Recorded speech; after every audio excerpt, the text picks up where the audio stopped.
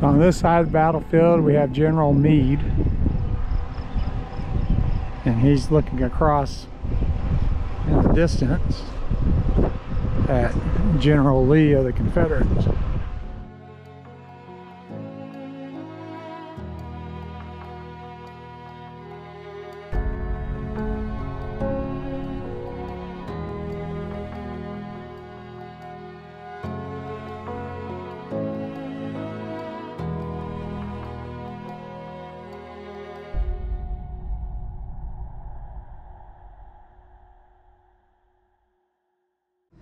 July 3rd, 1863.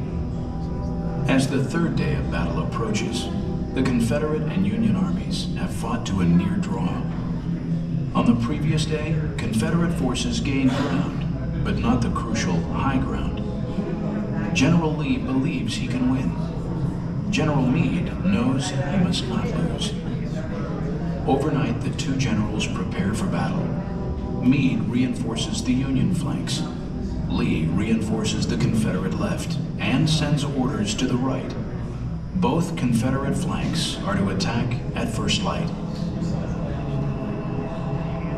General George Pickett's division and Jeb Stuart's 3 cavalry brigades have finally arrived on the field. Lee sends Stuart's cavalry east of Gettysburg to threaten the Union rear and its lines of communication and retreat. The move forces Meade to retain his cavalry to protect the Union's right flank. Dawn breaks at 4 a.m. Union artillery along Baltimore Pike opens on Confederate positions at the base of Culp's Hill. The infantries engage.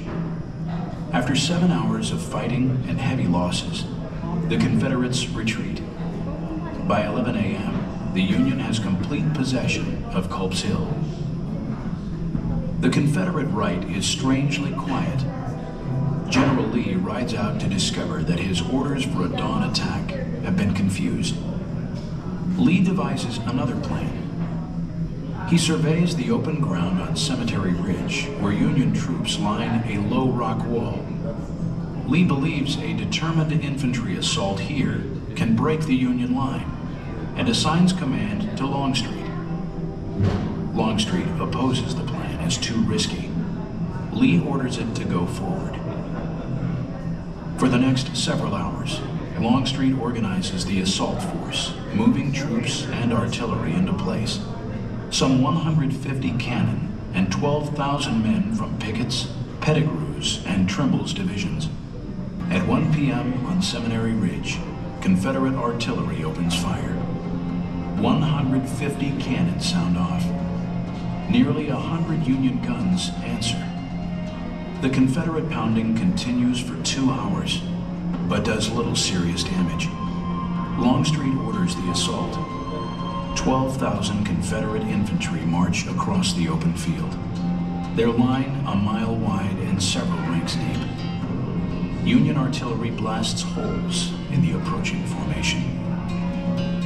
The Confederates close ranks as they go, stopping under the cover of lower ground to reform their lines and march again.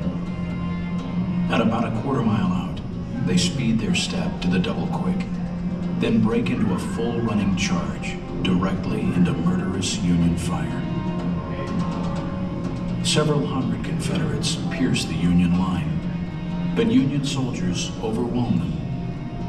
The Confederates are stopped. In just under an hour, one of the largest infantry charges of the war is over. The Confederates are in retreat. Nearly 6,000 are dead, wounded, or captured. General Lee's gamble has failed. The 3 days of battle have cost the Confederates 28,000 casualties, and the Union 23,000. In the next few days, the Confederate Army retreats to Virginia, with the Union Army in cautious pursuit. The threat to Pennsylvania is over. The war will continue for nearly 2 more years.